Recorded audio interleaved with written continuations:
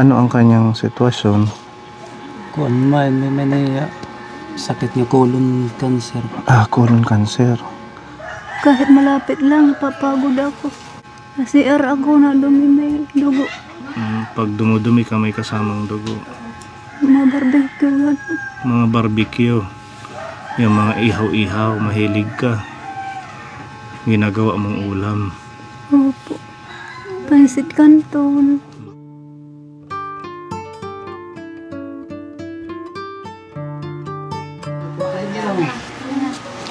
Hello, maupay nga adlaw.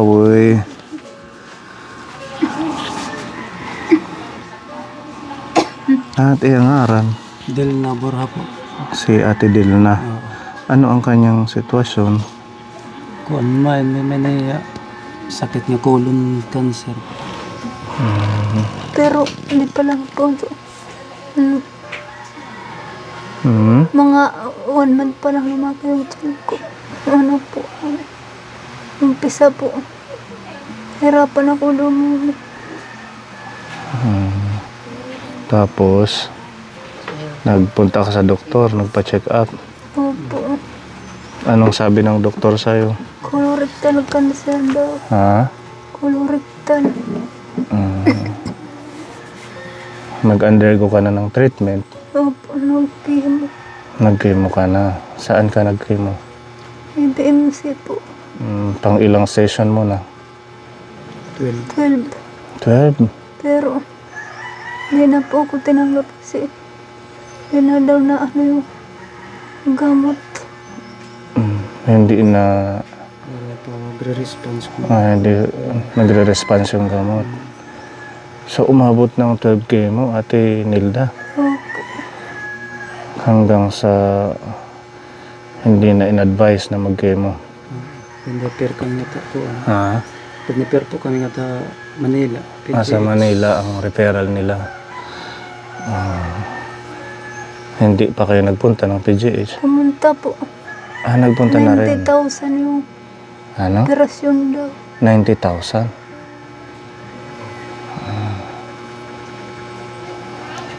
Pero hindi ka na operahan. Hindi po. Bakit? Wala pong pambayad. Hindi kayo naghingi ng tulong doon sa mga pwedeng mahingian? Wala po. Ano yung nararamdaman mo ngayon? Masakit po yung tiyan. Oo nga, malaki yung tiyan ni ate. Anong stage na daw ng colon cancer mo? Stage 4. Stage 4. Pwedeng makita yung papel niya. Yung medical record niya.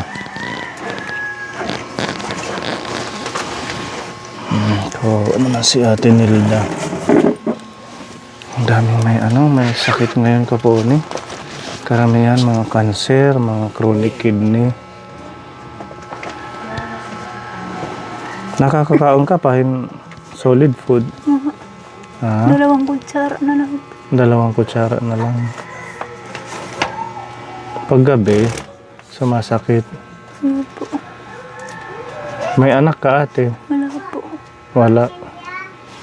Ilang taon ka na pala? 29.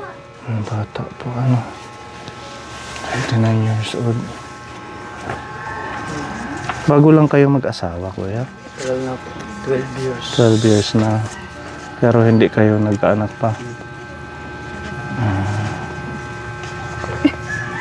Patingin. So, ito yung kanyang mga medical record kaponi. Ayan yung kanyang diagnosis. Meron siyang rectal mass. At 2 years na ata. 2 years na. Pero itong buwan lang nagluan yung Lumaki tiyan yung mo. tiyan. Pero yung chemotherapy mo last year nag-proceed hanggang ngayong taon. Or ngayong taon wala na. Wala na. Last year lang.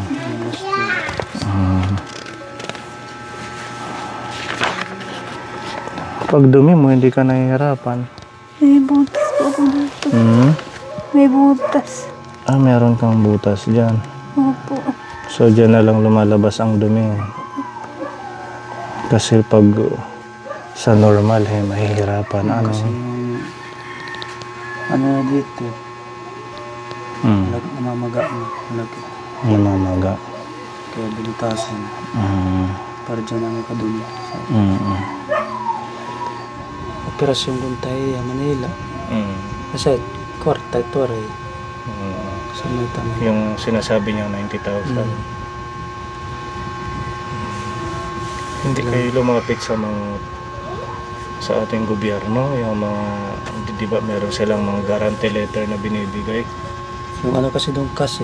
Kasi Okay, wala so sa loob ng PGH. Wala sa PGH yung... Materialis na gagamitin. Kasi yung ano, yung Kailan? pera niya, ano, high peak kung tawagin. Ano? High peak yung operasyon. High peak na operasyon ang gagawin sa kanya. Ito yung ano ng PGH.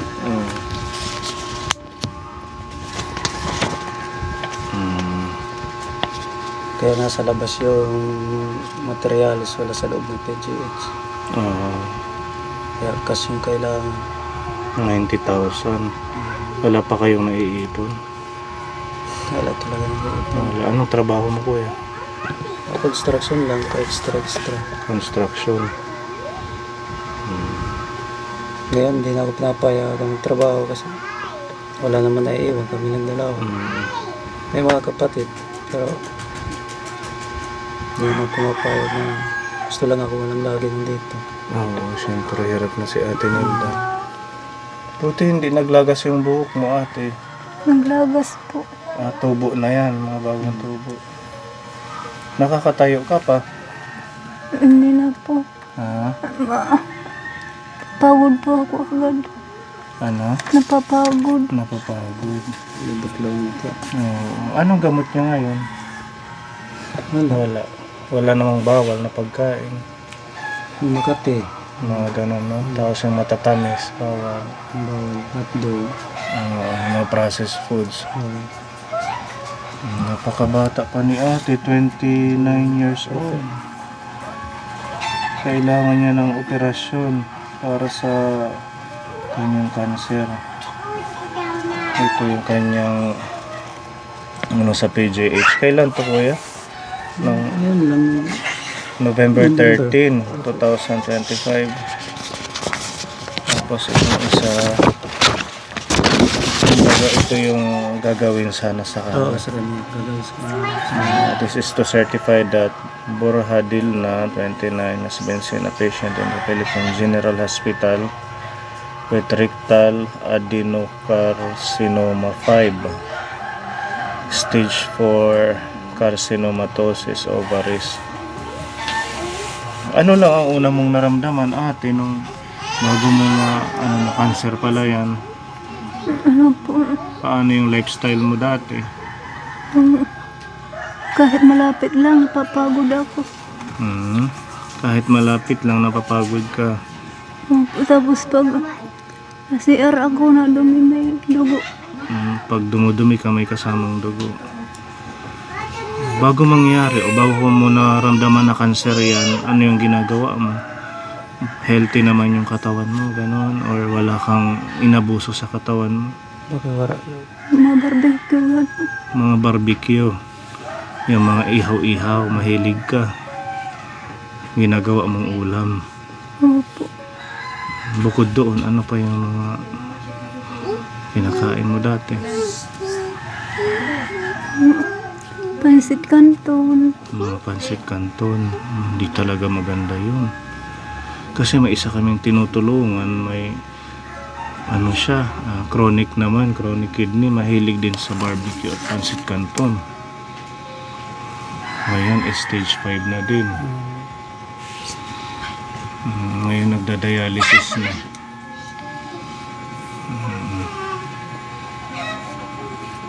Matagal na pala kayong nagsasama, parang hindi kayo nagkaanak. Wala, 12 years na. Ano yung trabaho to? Bahay po. Bahay lang. Dito sa bahay. Dito lagi tambok na. Mataba siya dati. Itong bahay sa inyo. Opo. Ganyan na lang si ate nila, hindi na siya nakakatayo. Kasugod talaga ang era, Manila. Kailangan ng cash. Angkas. Para Kasi kung November pa itong request ng doktor na maoperahan siya, anong buwan na ngayon? February?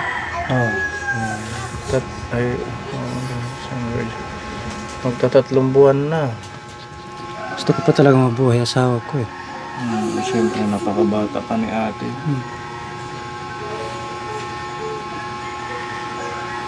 Sana kung sino man mabuting loob, kahit kunti-kunti lang, Kahit papiso-piso pag nabuo. nabuo, malaking bagay na po yun.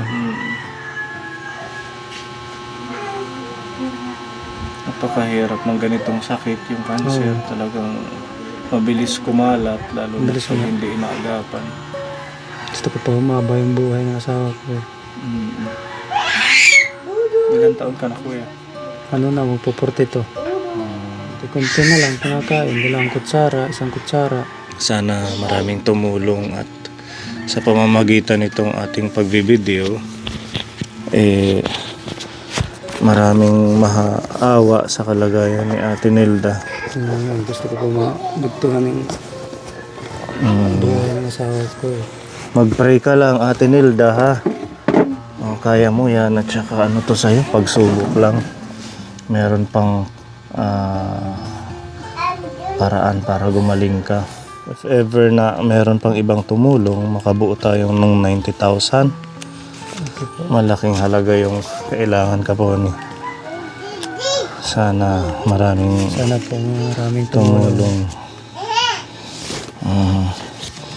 Ayan, meron dito pinapabigay si Tita Alice na 2,000. Kuya, hawakan mo to, galing kay Tita Alice, tapos kay Tita Fedy, tsaka kay Tita Mel. Ayan. Salamat po nung nagbigay nito. Laking tulong na po. Isip nyo yan, kasi if ever man na pag pinost natin to sa Facebook or saan man, sa YouTube, na may mag-reach out na matulungan si ate. Kahit pa piso-piso, makabuo tayo ng Ganun halaga. pondo. Tsaka ikaw, siguro ang gawin mo, manghingi ka ng tulong dito sa LGU ng may dulong. Diyan lang kami lagi lumalapit eh. LGU. Tapos yung doon sa Borongan, sa DSWD, ano pa ba yung hinihingian doon? Yung bukod kay Gob, AX, yung mga ganun, di ba? Pero kailangan nila cash eh. Yung binibigay doon, mga guarantee letter lang kasi. Guarantee. Maraming salamat po. Sa tumulong po. At sa tutulong pa po. Walang anuman, ate. Magpagaling ka. At ayan, sana maraming tumulong sa'yo. Mas mainam pa din yung mga gulay, kamuti, kaysa sa mga ganyang kinakain ngayon, no? Yung mga mantika. Wala bang may cancer sa family nyo, ate? Yung tatay ko po, Yun nga din, inheritance din nila. patay. Kumbaga sa dugo din, Parang inheritance. namana. Yung tatay mo, anong cancer niya? Patay. Cancer sa atay. Ilan kayong magkakapatid? Wala po. Pang ilan ka? Panglilo. Pero yung kapatid mong iba, okay naman sila. Na ano sa dugo din siguro, inheritance bang tawag Inheritance. doon?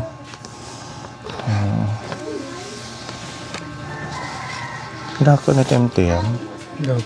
Oo, ito matiga. Masol pag kinakaptan. Pero hinbuntis, pero diri man. Kakanulin pagkuhan yan ang January. Di kami magdako, December. Lumaki na yung ano tiyan. Pero in love doon.